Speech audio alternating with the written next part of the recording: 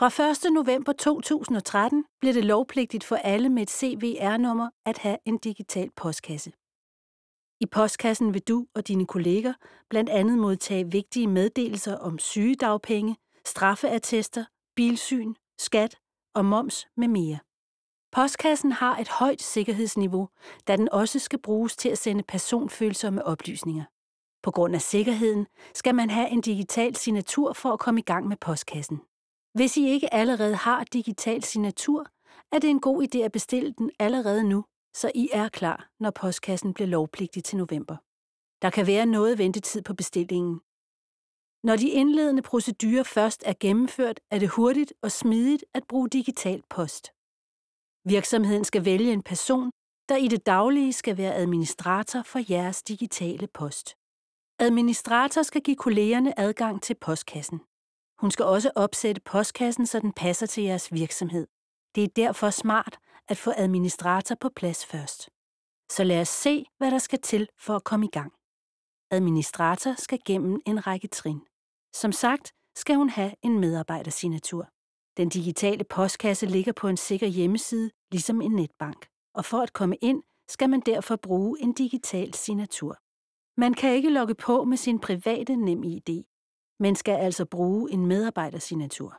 Alle, der skal bruge virksomhedens digitale postkasse, skal have medarbejdersignaturen, uanset om det er almindelige medarbejdere, mellemledere eller direktøren for virksomheden. Det er virksomhedens NemID-administrator, det der også bliver kaldt LRA, som skal oprette selve postkassen. Men det kan godt være en anden person, der administrerer postkassen til daglig. Når selve postkassen er oprettet, skal administrator træffe en række valg om, hvordan den skal bruges i jeres virksomhed. I en lille virksomhed vil der oftest være få brugere af postkassen, og I vil fint kunne nøjes med standardfunktionalitet, hvor alle, der har adgang til postkassen, kan se det samme. Er virksomheden større, kan det give mening at vælge udvidet funktionalitet, som blandt andet giver mulighed for, at medarbejdere får forskellige rettigheder i postkassen. Administrator styrer, hvem der får adgang, og om alle skal kunne se det samme. Administrator kan også vælge, om eksterne brugere skal have adgang til jeres postkasse. Eksempelvis kan der være behov for at give adgang til jeres revisor eller advokat.